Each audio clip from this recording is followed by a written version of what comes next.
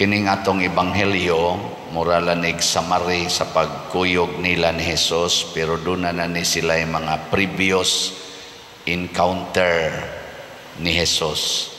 Nakasaksi na ni sila sa pagtudlo ni Jesus o sa mga pipila ka mga milagro na ilang nakita.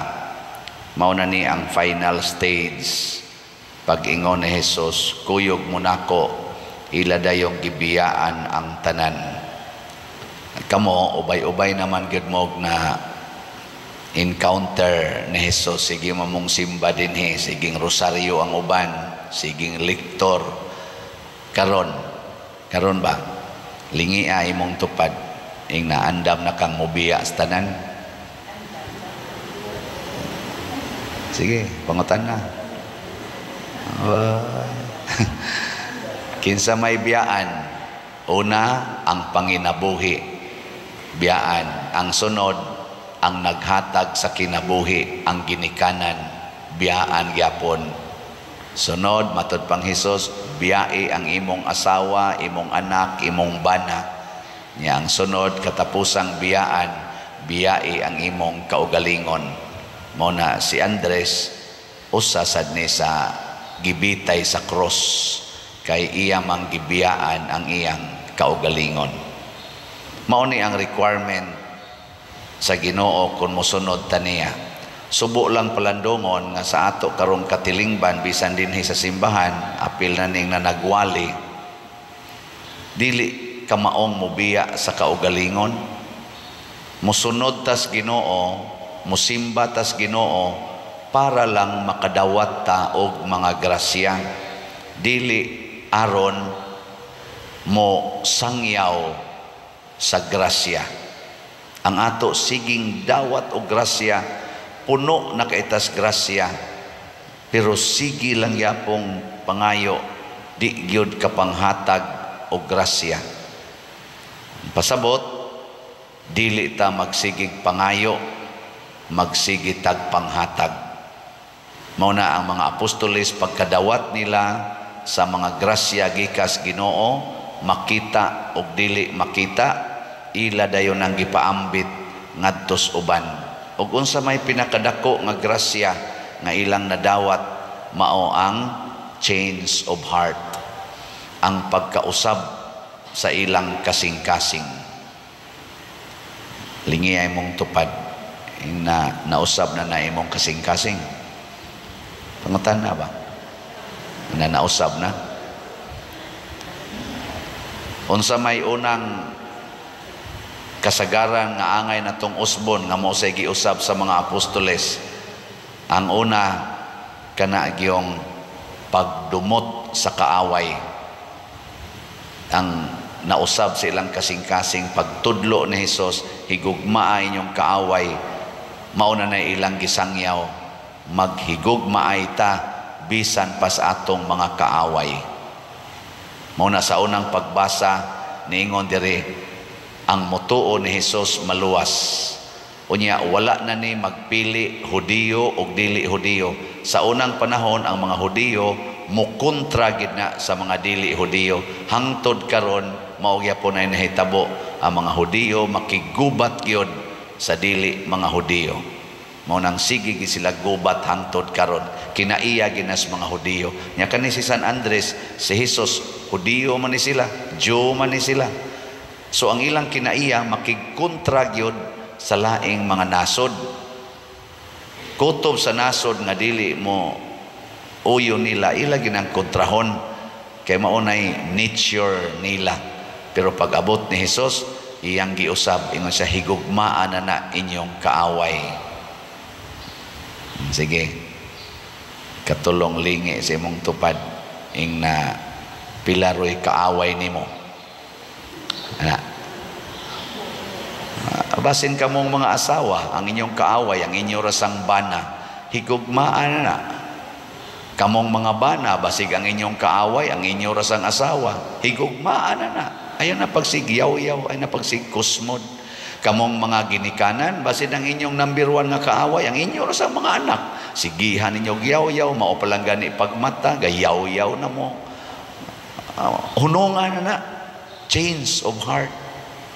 Basin sad kamong mga anak, ang inyo sang kaaway, ang inyo rasang ginikanan, maunang kusbod kay mugnaong, basta mauli ng inyong ginikanan, bisan pa inyong ginikanan, gikan sa simbahan, kusmod lang yapon mugnaong.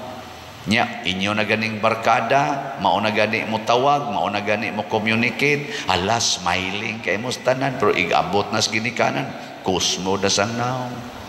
Ana, mga buangon mo, mga anak. Hala, change of heart, higugmaan na. Basig ang kaaway sa pare, ang parisyoner sad. Inigsimbas parisyoner nga kontras pare, na ang pare kusmo ni ana sa ni simba na sa. Di ra bagi ni mohugs kulikta, libak pa. Ana, hunongo na nato, maghigugmaay na ta. Basin sad kamo ang inyo sang kaaway, ang pare rasad ni duol gawas pare maom sa ninimisa ni pariaw niya. Ang uban gani mulakaw gyud, mulakaw ipakita gis pare nga bulakaw gyud mo gawas, way mga batasan.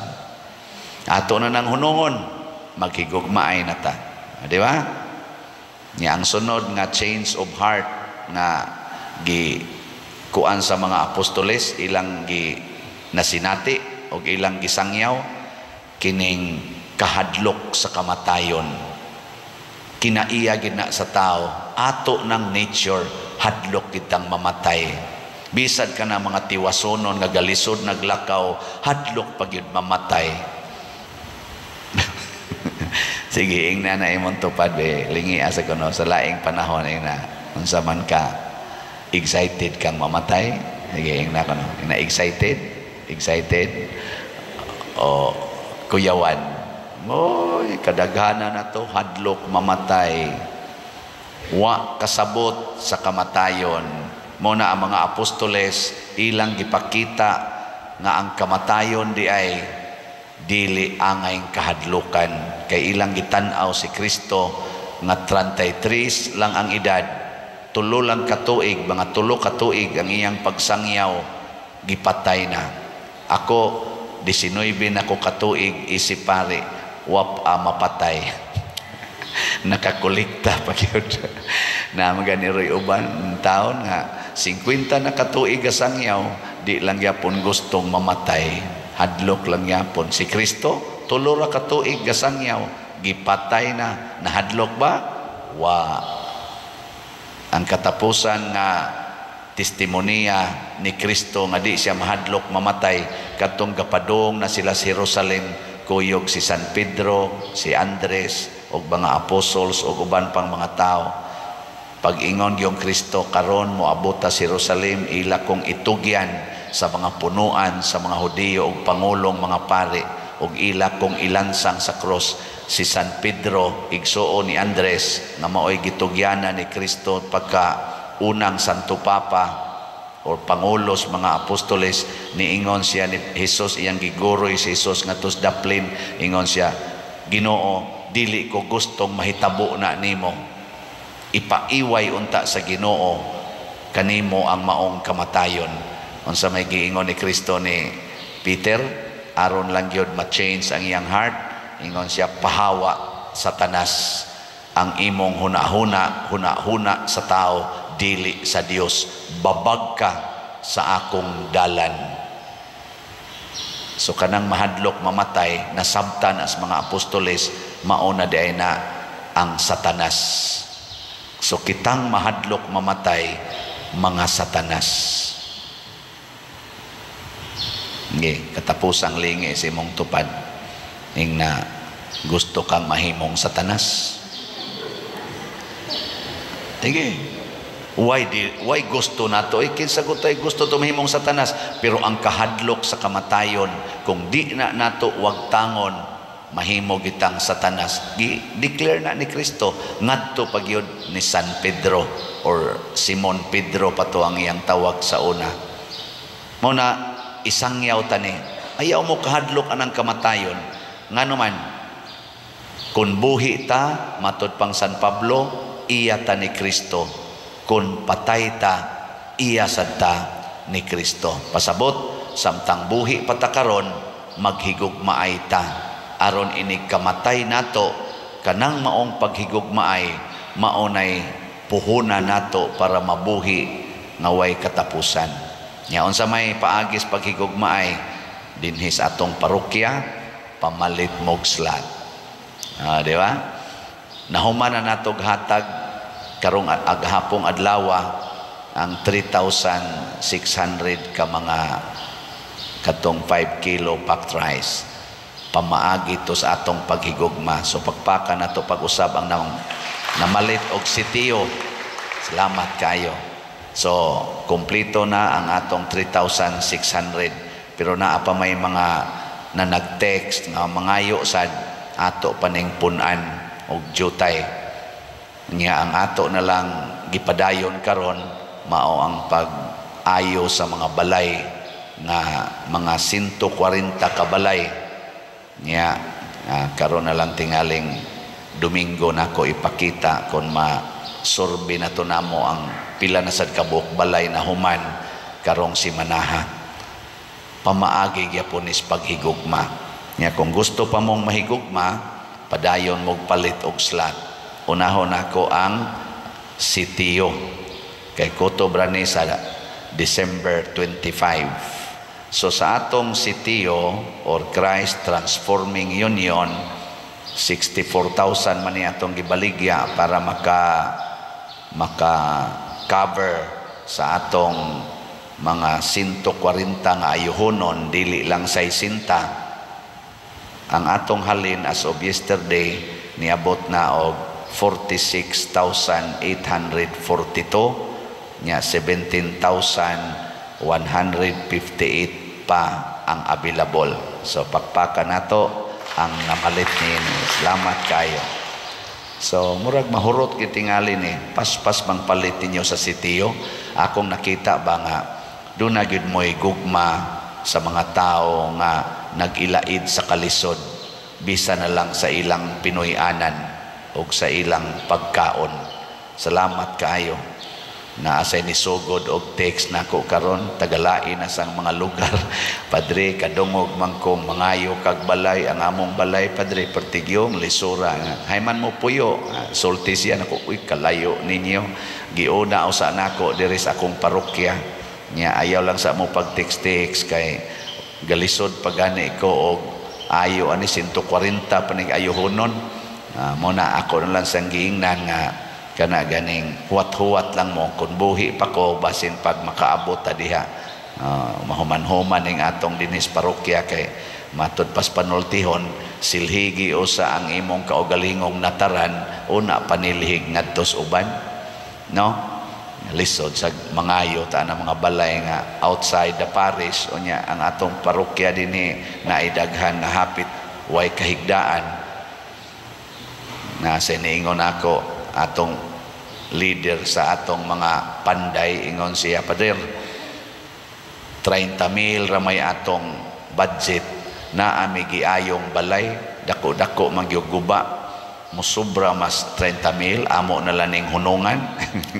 Ingon ko ayaw lahusa na siya kuan na lang flooring na lang pader tarong-tarong mas atong yuta pwede man to sila muhigda atong yuta basta tarong na lang bongbong ug atop kay flooringan mo sobra na mas 30,000 ako ay ilahos lang na kay sa atong ang angon mura na sila mga baboy unya hiligid anang yuta. Di ba?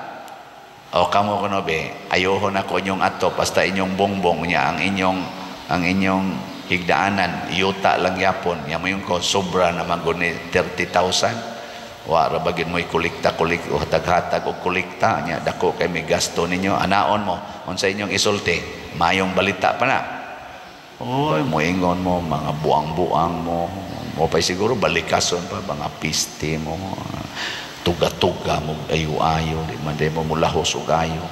So ato lang ginang himo ning ana total og makuwangan ato maning kwintahon sige og makuwangan pila ra man say pag-ingon kuwangan na sad gikwenta bitaw na nato tanan ako mo nang gi-assign atong mga kuan ako la sa niyang ihatag ninyo og update pila na say atong nagastong aning pagpangayo aning balay nya do na ta ani 300 slot challenge nga tag 30,000 So nakadawat ta sadta aw pa din mapuni 18 ka 300 slot challenge.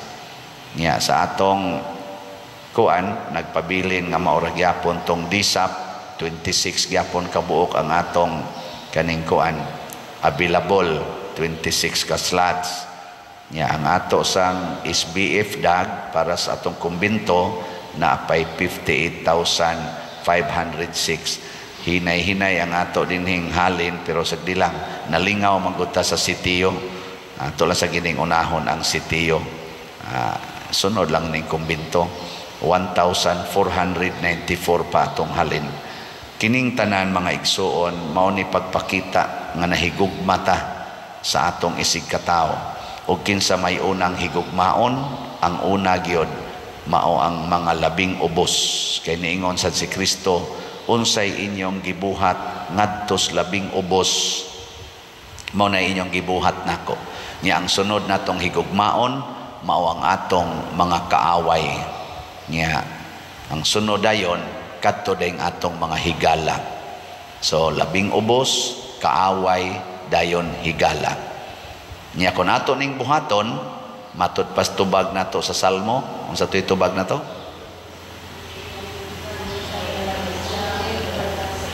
Ang nakatubag pwede na mo mga matay, no? Kay nakatimaan gyud mo. Niingon ang ilang mensahe migula latas sa tibuok kalibutan. Tan-awa ra gud ninyo kining mga tao nga nagsigig higugma sa labing ubos, nagsigig alagad nila, nagsigig higugma kaaway sama ni Pedro Calungsod, Lorenzo Ruiz ug sa mga apostoles. Nya una pa nahigugmas ilang mga higala, pasabot nagpadaghan sa mga higala, wa magsigig panglibak, wa magsigig panaot. Tan-awa ning mga tawhana ang ilang kinabuhi masangyaw sa tibuok kalibutan. Si Pedro Calungsod 17 anyos namatay na. Sakristan rato siya, pero ang iyang mensahe milatas sa tibuok kalibutan. Si Lorenzo Ruiz, ang atong unang santos dinhi, alagad rato, clerk rato siya, murag sekretary, murag si Sister Edna ba, sekretary sa parokya niya, may pagkakatikista po to. Hilom siyang namatay at age mga 42 dito sa Japan, pero ang iyang mensahe nilatas sa tibuok kalibutan. Kita sad may unta og ang atong mensahe mulatas tibuok kalibutan. Adini sa atong parokya ang atong mensahe milatas na mas tibuok kalibutan. Whole world naman ning atong parokya nga inila nga naman daghan tagipang buhat nga nakapahatag og kaayuhan sa labing ubos, sa mga gigutom o sa mga masakiton. Kada adlaw murag di gina moubos sa mga napo kabuok requests, lain-lain lang hinabang. Na bisita nato dinhi akong kaila, murag natupad mating ito siyang Sister Edna nga nagpadpad sa mga letters. Daghan kay ba mga inana kabaga inana ba niya, sige siya observe di ay pagka istorya na mo siya, kita ko ato mga letters pa der, mga request to nako siya imo sa tong tabangan, nako kutob sa mahimo tabangan siya, hala no diri pa man ko kakita nga mura man mo dinhig DSWD ay naabay nana ba nya mo na pong lingkuran diha, siging approve na igabalik-balik na asay mangilad ana nako panginahanglan sa nini pangilad ana na imo text kana sa gisuwat lang na pag yung mga text ana nya nganong nahitabo man tungod sa atong pagpadayag sa maayong balita sa Ginoo. Sige katong mo kuyog nato niining maong pagsangyaw manindog ta.